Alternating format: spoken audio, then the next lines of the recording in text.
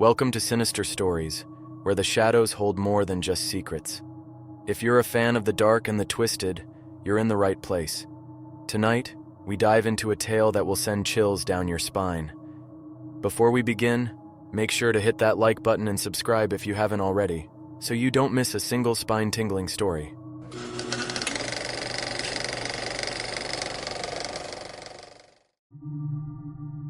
Working the night shift on the Midnight Mountain Express wasn't exactly what Jesse had envisioned when he first joined the railroad.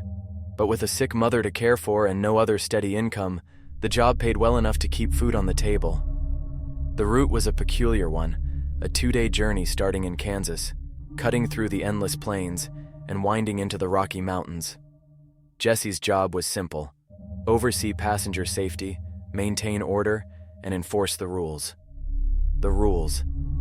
Every employee received a small booklet of regulations unique to the Midnight Mountain Express. Jesse thought little of it until his first trip.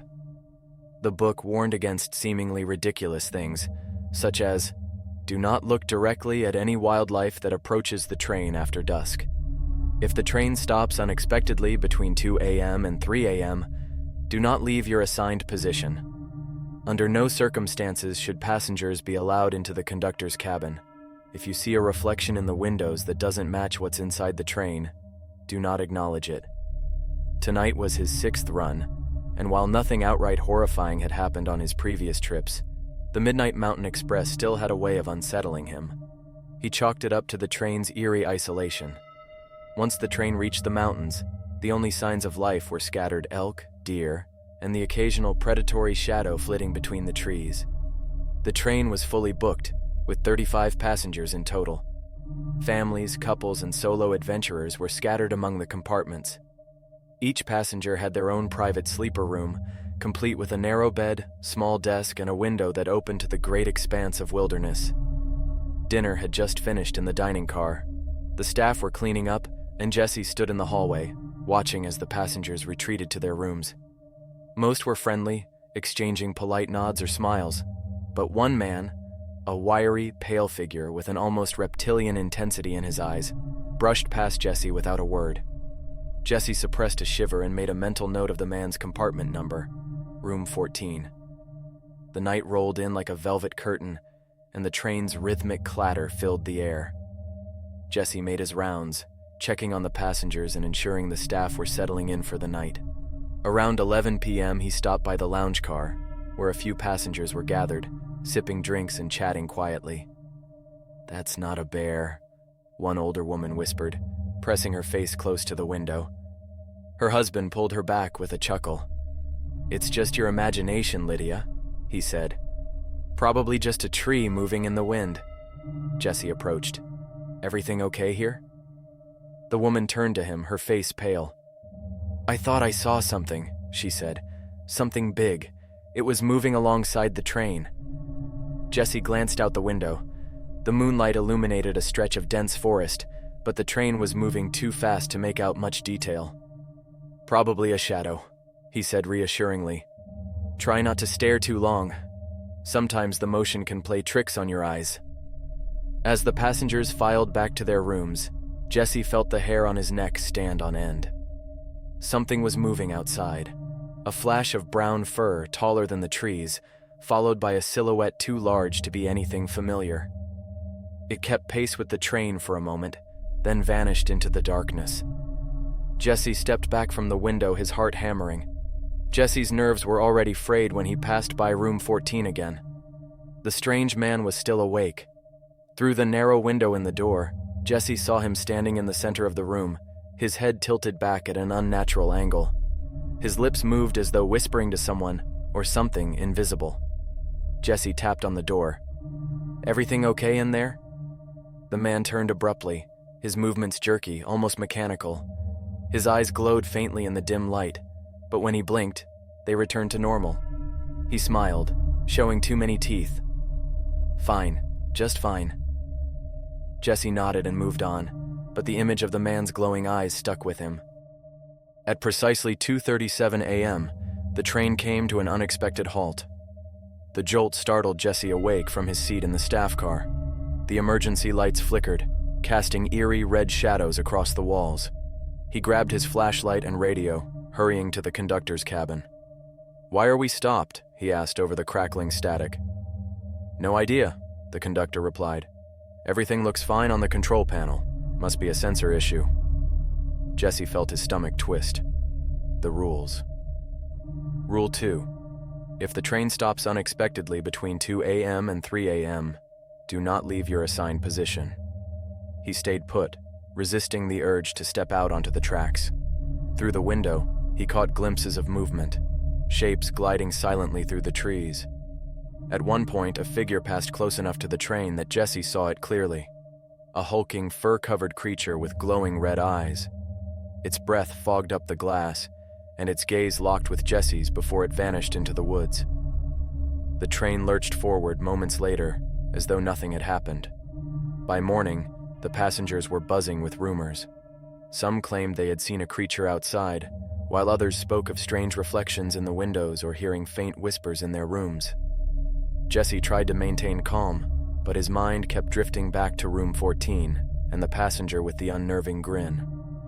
Breakfast passed uneventfully, though Jesse noticed the man from room 14 didn't show up. When he checked the room later, the bed was untouched, and the man was nowhere to be found. The day ahead promised breathtaking mountain views, but Jesse couldn't shake the feeling that something, or someone, was watching them from the shadows. The sun cast a golden glow over the Rockies as the train carved its path through the rugged peaks. Passengers in the dining car enjoyed their breakfast, their earlier unease soothed by the spectacular view. But Jesse wasn't convinced. He hadn't forgotten the unsettling stop during the night or the hulking shadow that had loomed outside. And then there was room 14.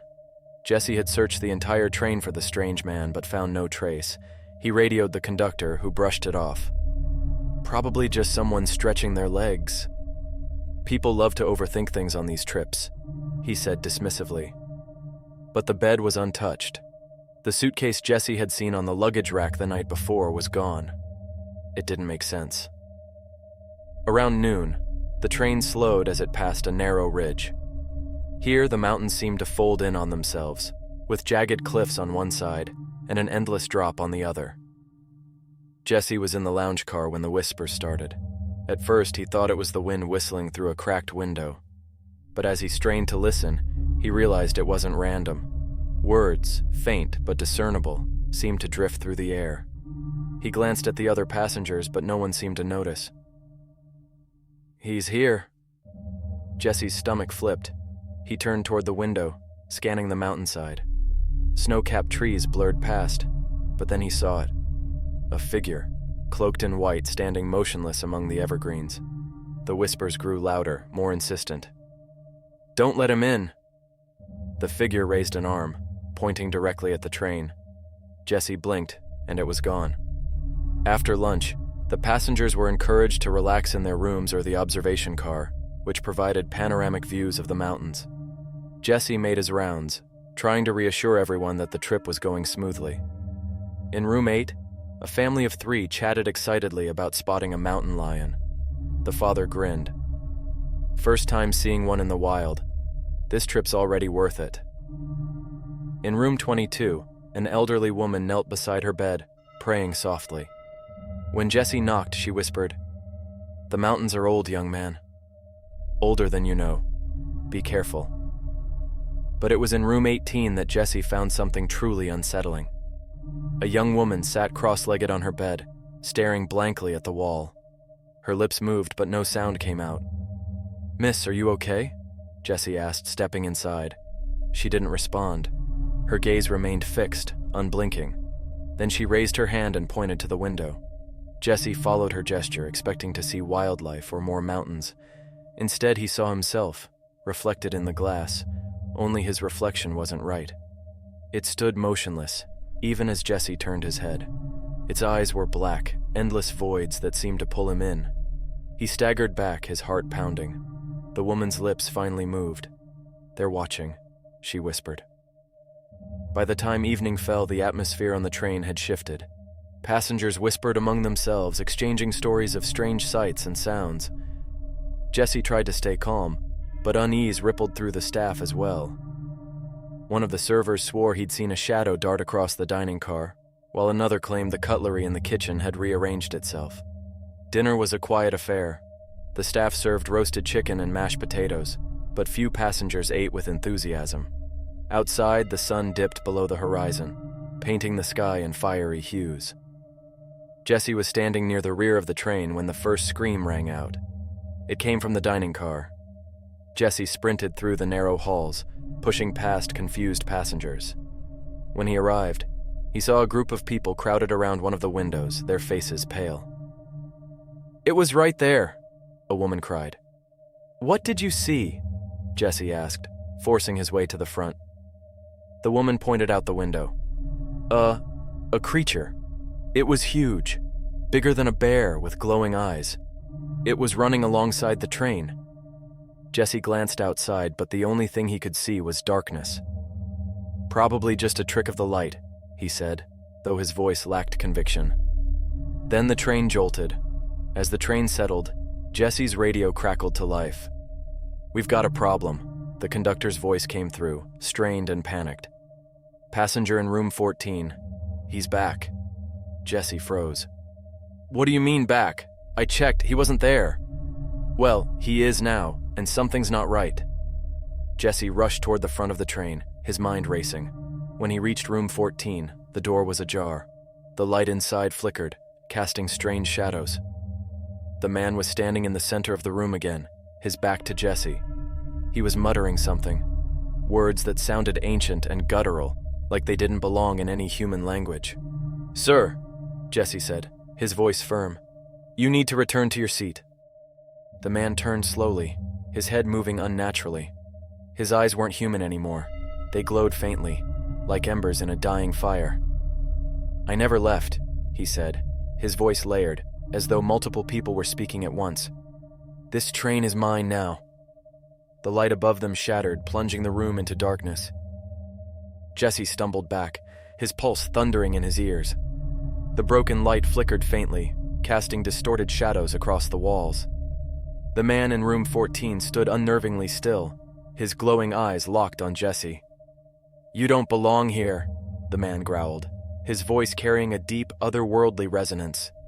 Jesse reached for the radio clipped to his belt, his fingers trembling. "Conductor, I need backup in room 14, he said, his voice cracking. There was no response. The man tilted his head, a slow, deliberate movement that sent chills down Jesse's spine. "No one is coming," he said, stepping forward. Jesse's instincts screamed at him to run, but he held his ground. "Who are you?" he demanded. "What do you want?" The man stopped mere inches away, his face now illuminated by the faint flicker of the shattered light.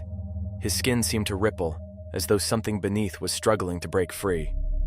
"Names are for the living," he hissed, "and I've been dead a long, long time." Jesse slammed the door shut and bolted down the corridor, his footsteps echoing through the narrow hall. The train swayed as it rounded a sharp curve, and Jesse grabbed a handrail to steady himself. He needed to get to the conductor's cabin. If anyone could stop whatever was happening, it was the man in charge. But as Jesse made his way through the cars, he noticed something horrifying. The passengers, every single one of them, were staring at him. They sat stiffly in their seats, their eyes wide and unblinking. "Is everything okay?" Jesse asked, his voice weak. No one responded. Instead, their heads slowly turned to follow him as he passed. By the time he reached the conductor's cabin, his hands were slick with sweat. He yanked open the door and froze. The conductor was slumped in his chair, his head tilted at an unnatural angle. A pool of dark liquid spread beneath him, and his radio was smashed to pieces. "Jesse!" The whisper came from behind him. He spun around and saw a figure standing in the doorway. It was the man from room 14, or at least it looked like him. His body was twisted and contorted, his limbs too long, his mouth stretched into an inhuman grin. "You can't stop this," the figure said, its voice dripping with malice. The train slowed as it entered a dense forest. The towering pines pressed in on either side, their branches clawing at the train like skeletal fingers. Jesse didn't know if the brakes had been applied intentionally, or if something else was controlling the train, but he seized the opportunity to act. He darted into the dining car where several staff members huddled together. "Jesse, what's going on?" one of them asked, her voice trembling. "There's something on this train," he said, panting. "Something not human." Before he could explain further, a deafening roar echoed from outside. Passengers screamed and rushed to the windows, their fear momentarily breaking the unnatural silence. Jesse followed their gaze and felt his blood run cold. A massive, hulking figure moved through the trees, its fur glinting silver in the moonlight. Its glowing eyes pierced the darkness, and its movements were unnervingly smooth for something so large. "Is that a bear?" someone whispered. "No," another passenger said. It's something else." The creature stopped at the edge of the forest, its gaze fixed on the train. Then it let out another earth-shaking roar, and the lights in the dining car flickered violently. The man from room 14 appeared again, this time in the dining car. His twisted form seemed to draw the very light from the room, leaving an oppressive darkness in his wake. "Why are you doing this?" Jesse shouted, his voice cracking. The man's mouth twisted into a grotesque smile. "Because I can." He raised a hand, and the windows of the dining car shattered simultaneously. Glass rained down on the passengers, who screamed and ducked for cover. Outside, the creature in the forest began to move again, this time keeping pace with the slowing train. Its glowing eyes locked onto the dining car as though it could see straight through the walls. One of the passengers, a middle-aged man, stood abruptly, his eyes glazed. Without a word, he walked toward the broken window and stepped out. "No!" Jesse yelled, but it was too late. The man disappeared into the darkness, his scream cut short by an eerie silence. Jesse's mind raced as he tried to make sense of what was happening. Then he remembered the list of rules. He pulled the crumpled paper from his pocket and scanned it again, his hands trembling. His eyes locked onto one particular line. "If a passenger tries to leave the train at night, don't stop them. They are no longer themselves." Jesse's stomach churned. Was that man already lost? Was it possible to save any of them? The train lurched again, this time coming to a complete stop in the middle of the forest. Jesse felt his heart sink. "What now?" he muttered. As if in answer, the man from room 14 spoke again, his voice echoing through the car like a crack of thunder. "Welcome to the end of the line." The train sat still, the sound of the engine replaced by an eerie silence. Outside, the creature in the forest moved closer, its massive form casting shadows across the broken windows. The air inside the dining car was suffocating, filled with the panicked whispers of passengers and the quiet sobbing of a child clutching her mother's arm. Jesse clenched the crumpled list of rules, the words burning into his mind like a warning he had failed to heed. "Do not attempt to leave the train after dark. What's outside isn't meant to be seen." But they were seeing it. Every passenger, every terrified face. Whatever was happening, the train was no longer a safe haven. "Jesse," one of the staff whispered, pulling him aside. It was Elaine, the head steward. "What are we going to do? That thing out there, and the man in room 14, he's not—" "I know," Jesse interrupted, his voice hoarse. "But the rules, they said not to leave the train. We have to keep everyone inside." Elaine's eyes widened. "How? Half the passengers are on the verge of bolting." The lights flickered again, and Jesse's stomach dropped. A shadowy figure appeared at the far end of the dining car, its movement slow and deliberate. "Is that another passenger?" Elaine whispered. "No," Jesse said, dread pooling in his chest. "It's him." The man, or whatever he had become, strode forward, his elongated limbs brushing the edges of the aisle. His face was a grotesque mask of stretched skin and glowing eyes, his smile too wide for his face. "You can't fight this," the figure said, his voice echoing unnaturally. "You can only survive if you follow the rules." Jesse held up the list, his hands shaking. "I am following them." The man's smile widened. "Then you might just make it to the end." Before Jesse could respond, the figure lunged, moving faster than any human should. Jesse and Elaine ducked as the figure smashed into the nearest table, sending plates and glasses flying. "Get everyone to their rooms!" Jesse shouted.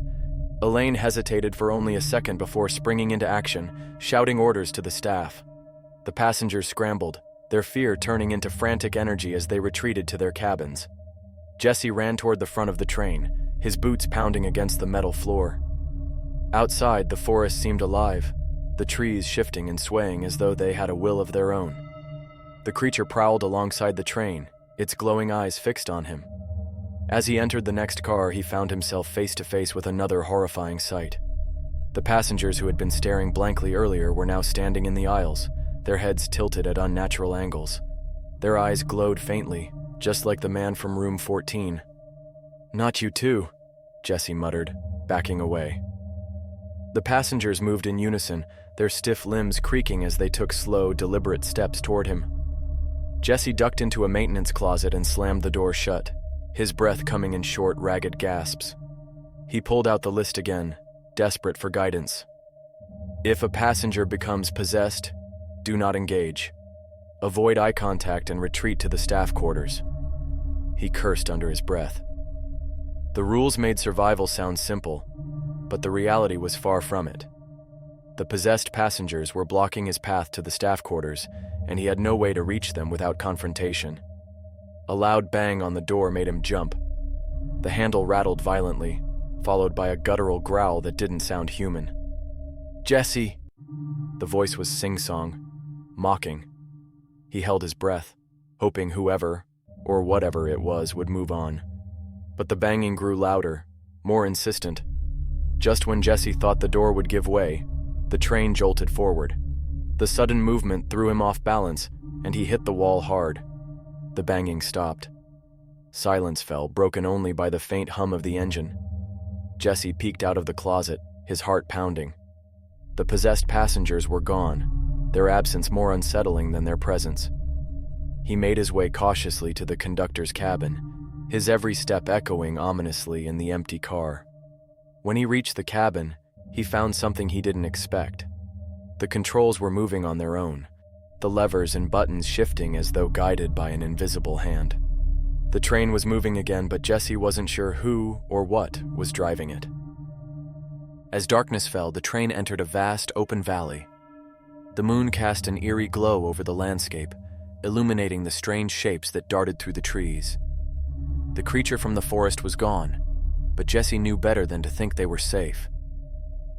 He returned to the dining car where Elaine and a few other staff members had gathered. They looked as shaken as he felt. "We need a plan," Elaine said. Jesse nodded. "The rules are all we have. We stick to them no matter what." "But what about the passengers?" one of the staff asked. "How do we explain all of this?" "We don't," Jesse said grimly. "We just get them through the night." Elaine looked out the window, her face pale. "And if we don't?" Jesse didn't have an answer. The train rattled on, cutting through the eerie valley under the pale light of the moon. Jesse sat in the conductor's cabin, watching the controls move on their own. It was clear now. The train had its own will, guiding them toward some unknown destination. The night outside was alive with motion, shadows flitting between the trees, glowing eyes peering out from the darkness. Jesse glanced at the crumpled list of rules one last time, searching for anything he might have missed. By the second night, trust nothing and no one. Jesse left the cabin and made his way back to the dining car. Elaine and the remaining staff were waiting, their expressions tense. "What now?" Elaine asked. "We've followed the rules, but this isn't stopping." Jesse hesitated, then said, "We need to check on the passengers. Make sure everyone's still in their rooms." Elaine nodded and motioned for the others to follow. They started with the first car. The doors to the private rooms were locked, and muffled voices inside confirmed the passengers were there. But as they moved further down the train, the atmosphere grew heavier. In the second car, they found room 14 wide open. The man, or whatever he was gone. "Great," Jesse muttered. The staff exchanged uneasy glances, but they pressed on. When they reached the dining car, they stopped cold. The tables were set for a grand feast, the kind that hadn't been served in decades. Platters of food glistened under the dim lights, Roast meats, golden breads, decadent desserts. "Where did this come from?" Elaine whispered. "Don't touch it," Jesse warned, the list's warnings ringing in his mind. But the smell was intoxicating. One of the younger staff members, a man named Peter, reached for a slice of bread. "Peter, no!" Jesse shouted. It was too late. Peter bit into the bread and froze, his eyes wide. He started convulsing, foam spilling from his mouth as he collapsed to the floor. Elaine screamed and Jesse dragged her back. "Go! Get out of here!" The remaining staff bolted, but Jesse stayed behind, watching as Peter's body melted into a puddle of dark, writhing ooze. Jesse caught up with the others in the last car. The passengers were gathered there, huddled together in fear. But something was wrong. The man from room 14 stood among them, his glowing eyes scanning the crowd. "This isn't your train," the man said, his voice echoing unnaturally. "What do you want?" Jesse demanded. The man smiled, his teeth sharp and unnatural. "This train doesn't belong in your world. It's a bridge, a mistake, and now it's time to set things right." The lights flickered, and the train shuddered violently. The passengers screamed as the windows shattered, exposing them to the dark forest outside. Jesse lunged at the man, but his hands passed through him like smoke. "You can't stop this," the man said, his form dissolving. "You were never meant to arrive." The train lurched to a halt, throwing Jesse to the floor. When he looked up, he was alone. The passengers, the staff, even the train itself, were gone. He stood in the middle of an endless forest, the moonlight casting eerie shadows on the ground. In his hand, the list of rules had changed. A final line had appeared at the bottom, written in crimson ink. "The journey never ends." Jesse stared at the words, the realization sinking in. The train hadn't taken them to a destination. It had taken them somewhere they were never meant to leave. Months later, a new crew began operating the overnight train from Kansas to the Rockies. Stories of strange rules and ghostly passengers circulated among the staff, but they dismissed them as urban legends. Deep in the forest, a man named Jesse wandered the endless woods, clutching a crumpled piece of paper. The rules were his only guide, but they offered no way out. Somewhere in the distance, the sound of a train whistle echoed through the trees, haunting and eternal.